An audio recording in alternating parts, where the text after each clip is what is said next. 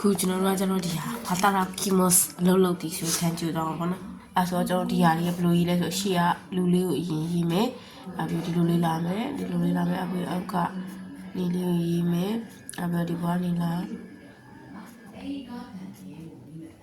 နောက်ကချီခါလေးပါမယ်အဲ့ဒါဆိုရင်ကျွန်တော်တို့ကဟာတာရာကီမော့စ်လုပ်တည်ဟာတာရာခုအဲ့တော့မှအရှေ့ကလူရေးရဲ့ဘီးပုံစံလေးလာမယ်အဲ့ဒါကိုစခုရုပြုတ်လုပ်တည်ဆိုတဲ့အိဗေဟာအဲ့ဆိုပြုတ်လုပ်တည်အဲ့ဆိုကျွန်တော်ဒီတွဲလုံးကြည့်အောင်နံပါတ်1ကကြောင့်ယာမာရာဆေဝဟာတာရာကီနာဂါရာဒိုင်ဂါခုနီခိုင်ယိုတေမော့စ်ယာမာရာဆေကဟာတာရာကီနာဂါရာဆိုအလုံးလုံးရင်းနဲ့တက္ကသိုလ်တက်နေတယ်ခိုင်ယိုတေမော့ဆိုတော့သွားပြန်တော့တက္ကသိုလ်တက်နေတယ်ပေါ့နံပါတ်2ကကြောင့်ရိုဒိုဂျီခေဝဟိုရီစဒက်ကီမာတေမော့စ်ရိုဒိုဂျီခဲရိုဒိုဆိုအလုံးသမားဟုတ်တယ်မလားအလုံးလို့ရိုဒိုရှာဆိုအလုံးသမားရိုဒိုဂျီခဲဆိုအလုံးလို့ရမယ့်အချိန်ကဥပဒေကသတ်မှတ်ထားတယ်။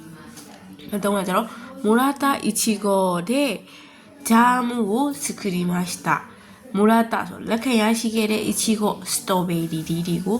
ဂျာမူကိုစခရီမတ်တာဂျာမူဆိုတာယူပြောတာယူပြုလုပ်ခဲ့တယ်။ခုနရှော့ဆက်ဆို